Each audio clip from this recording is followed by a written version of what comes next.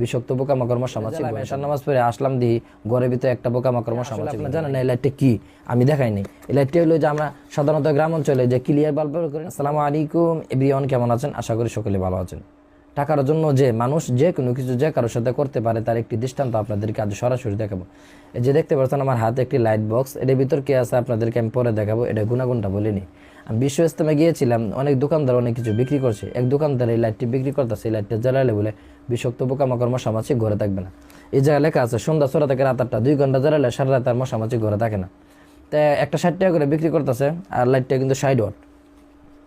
তাই আমি দুইটা 100 টাকা দিয়ে নিলাম। নেওয়ার পর আমি বাড়িতে জ্বালাইলাম, জ্বালানোর পরে বিষাক্ত পোকামাকড় মশা মাছি বলছে থাকবো না। 10 মিনিটের ভিতরে একটা লাইট কেটে গেল। সমস্যা না, আমি হতাশ হইলাম না। লাইট তো দুইটা কিনেছে, আর একটা আছে। ওইটা জ্বালাই আমি এশার নামাজ পড়ে আসলাম দিই ঘরের ভিতরে একটা পোকামাকড় মশা মাছি ঘরে নাই গিয়ে। আপনি বিশ্বাস করেন না? বিশ্বাস করতে হবে। মানে বাহিরে একটা পোকামাকড় মশা মাছি নাই, সবটি আমার ঘরের ভিতরে দেখা যায়। আজকে তাদের লাইটটা জ্বালাইছি না, মনে হয় যে আজকে হেরা দাওয়াত করছি। ঘরের ভিতরে সব পোকামাকড় মশা মাছি বই রয়েছে।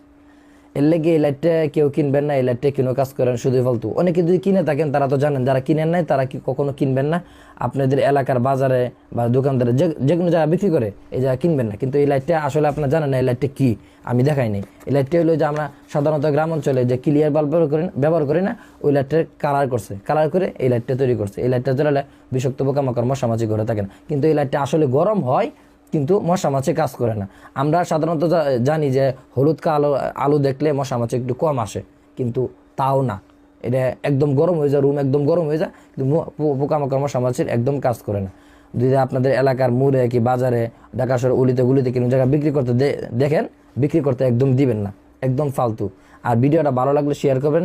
শেয়ার করার উদ্দেশ্য হলো এটা আপনাদের কাছে বন্ধু ফ্রেন্ড যারা আছে তারা জানতে পারবে, এটা কিনতে বিরত থাকবে।